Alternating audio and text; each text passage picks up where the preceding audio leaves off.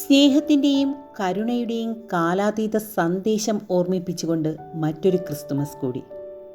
സ്നേഹം, ത്യാഗം, സമാധാനം ഇവയെല്ലാം മുറുകെ പിടിക്കുമ്പോഴാണ് മനുഷ്യജീവിതം അതിൻ്റെ പൂർണ്ണതയിലെത്തുന്നത് എന്ന വലിയ പാഠം ലോകത്തിന് നൽകിയ യേശുക്രിസ്തുവിൻ്റെ തിരുപ്പിറവി യാഥാർത്ഥ്യമായ ദിനമാണ് ക്രിസ്തുമസ് ആയി ലോകമെങ്ങും ആഘോഷിക്കുന്നത്. വർണ്ണാഭമായ നിറങ്ങളുള്ള ബൾബുകളും പുൽക്കൂടും ക്രിസ്മസ് ട്രീയും നക്ഷത്രങ്ങളുമായി വർണ്ണശോഭയോടെ തിളങ്ങി നിൽക്കുന്ന ക്രിസ്തുമസ് കേക്കുകളുടെ മാധുര്യം നൽകുന്ന കാഴ്ചകളുടെയും കേൾവികളുടെയും വസന്തമാണ്. ഇതിനെല്ലാം അപ്പുറത്ത് വലിയ സന്ദേശങ്ങൾ ക്രിസ്തുമസ് നമുക്ക് നൽകുന്നുണ്ട്.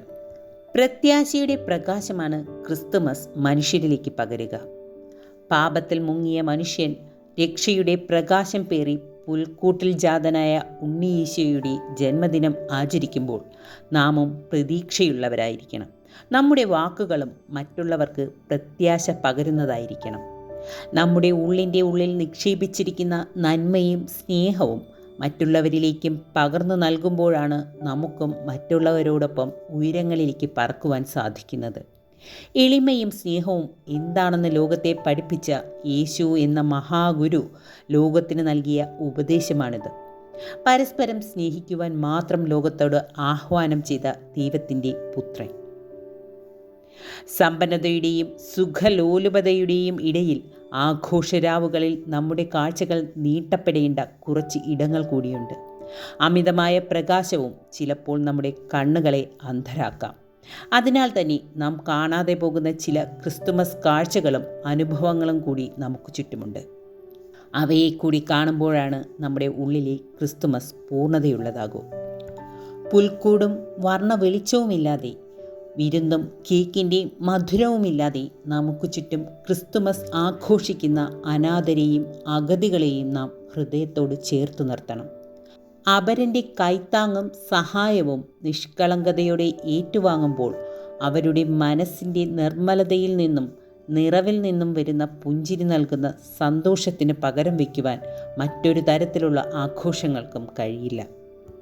1000 പേരുടെ വിശപ്പകറ്റാനായില്ലെങ്കിലും, ഒരുപാട് പേരെ പുതപ്പിച്ചില്ലെങ്കിലും, നാട് മുഴുവൻ ദാനധർമ്മം ചെയ്തില്ലെങ്കിലും, ചുറ്റുമുള്ളവരെ നോക്കി പുഞ്ചിരിക്കുവാനും നിരാശയിലാഴുന്നവർക്ക് പ്രതീക്ഷ നൽകുവാനും അവഗണിക്കപ്പെട്ടവർക്ക് ആശ്വാസമാകുവാനും ആരുമില്ലാത്തവരുടെ ആരൊക്കെയോ ആകുവാനും കഴിയുന്നുണ്ടെങ്കിൽ സംശയിക്കേണ്ട, നമ്മുടെ മനസ്സിൽ ഉണ്ണിമിശിഹ പിറന്നു കഴിഞ്ഞിരിക്കുന്നു. ലാളിത്യത്തിൻ്റെ പൊൻതാരകം ഭൂമിയിൽ അവതരിച്ചത് പുൽക്കൂട്ടിലാണ്.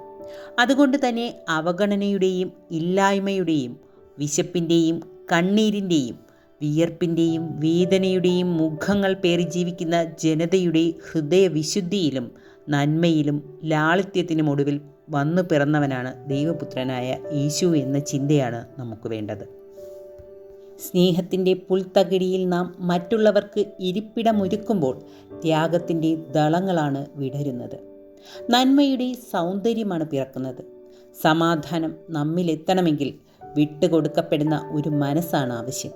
ജീവിതത്തിൽ പകയും വാശിയും വെറുപ്പും നിറഞ്ഞ ഏടുകളുണ്ടാകാം.